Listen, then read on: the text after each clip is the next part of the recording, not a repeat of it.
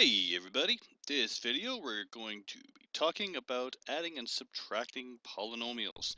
And this is section 5.3 and 5.4 in your Math Makes Sense 9 workbook. So let's get right into it with an example. And first we're going to cover adding polynomials and then we'll look at subtracting polynomials. So the main thing to remember in polynomials when you're adding is you need to group your like terms. So things that are the same get grouped together, and then we just apply the operation to them. Okay, so what I've went ahead and done here is I've just separated them so we have our y's together, our x's together, and our a's together. So I took my 9y here and I grouped it with this plus uh, subtract negative 3y, sorry. So which is the same as saying 9y minus 3y, okay? If I said 9y plus a negative 3y, I'm still going to end up with the same answer, which would be 6y, okay? And then I group my negative 7. Remember to take the operation to the left of the term. So take that negative when you take the minus 7 to group with the plus 8, okay? So we've got subtract 7 and a plus 8, and then we have a plus 15a group with a subtract 8a. Okay, so now I can just perform the operation with the appropriate terms. So the 9y subtract 3y will become 6y. Negative 7 plus 8 will become positive 1x, or just x. If it's a 1 as the coefficient, we don't need to write it in. And then 7a is, of course, derived from a plus 15 subtract 8a, and that leaves us with 7a. So you can't mix and match your terms here. Just group your like terms, so whatever letters are the same, whatever exponents are the same, we can group together and perform the operation that it tells us to do. Let's look at another one. So again, we're going to combine our like terms. So I have an a squared here. So the first thing I'm going to do is say, are there any other a squareds there? Okay, nope. Now I'm going to look at my AB. I have an AB here and an AB here, so I can group those together. Same with that minus b squared and the 6b squared. Okay, remember the exponents and the variable, which is the letter, has to be the same in order to group together. So I can group this 3ab with 4ab, okay, which I've done right here, and this negative b squared with this positive 6b squared, which I've done right here. And of course, this 3a squared, we've got nothing to do with it. There's no other a squareds there, so we can just bring that along with us. These we just add to combine to have 7ab, and these guys will add together. Minus 1 plus a 6 will give us 5b squared. Okay, so you can also you can see these written horizontally, the polynomials, or vertically, like this. Okay, and it's the exact same thing. As you guys know, you see in math books, 2 plus 3 can be written side by side, or you can write it up and down, 2 plus 3. So same thing with polynomials. So we can just go ahead and solve it as we normally would. We would just group them up. Okay, I got my 4x squared here, grouped with my negative 3x squared, and so on and so forth with the y squared. Okay, and I can add them up. This gives me x squared subtract 3xy plus 5y squared. So really all that's to it is to make sure you properly group your terms, okay? Now, subtraction of polynomials. So it's the same concept where we group our like terms, okay? What we have to remember here is going back to integers, when you guys did that in grade 7 and 8,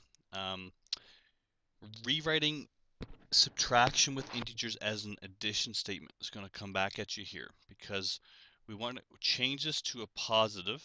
Okay, remember the keep change thing where we keep everything in the left the same, and then we're going to change the symbol to addition, and every other one here we're going to write the opposite. Okay, so we've changed this to addition, as you can see right here.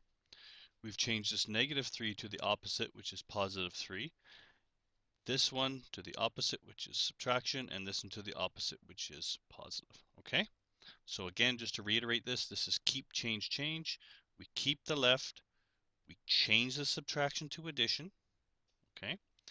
And then we change each one of these to the opposite of what it is. As you can see, I've done that here. Negative becomes a positive. Positive, negative, negative, positive. Okay? And then we just group together as we normally would with addition. So, my 9y gets grouped with my 3y, the x's get grouped and the a's get grouped, and then we just add them as we normally would. So I have my 9y plus 3y, as you can see right here. My negative 7x, subtract 8x, and my positive 15a plus 8a. So when I simplify, I get 12y minus 15x plus 23a. Okay, last example with subtraction here. A little simpler one. So again, I'm going to rewrite this as an addition statement. So I'm going to say this is a plus, this is a negative, because when there's no symbol there, it's assumed to be positive. And then this is going to be subtraction. Okay, so then I group my like terms together here. My 7a will match up with my negative 3 to give me a 4a, and my negative 10b will match up with my negative 14. So negative 10 plus negative 4 gives us negative 14b. Okay, so again, I'm not going to go through this in a whole lot of detail, but for subtraction, again, we would change this to a positive. This is what we did here, and all these terms will be rewritten as a negative, as the opposite, which I've done down here in the blue writing. Okay, so then we just add as we normally would, and we get our answer. Okay. All right, so putting this in a little more practical terms here, you will be asked on your quiz to find a perimeter when you're given a side of something or all sides. And you just have to remember that the perimeter is the distance around an object. So to get that, we just add them all together. So what I've done here is I've provided you with the polynomial for each side, so you would just have to add them together. So again, you remember just to match up your like terms. So 4c squared. Now I'm just going through and I'm looking for other c squareds. Well, there's one other c squared here. So 4 plus 1c squared gives me 5c squared. Okay? Now I look at my c's. I've got a c here and a c here. So 6c plus 2c gives me 8c. Okay? And finally, I'm just looking at my constants here.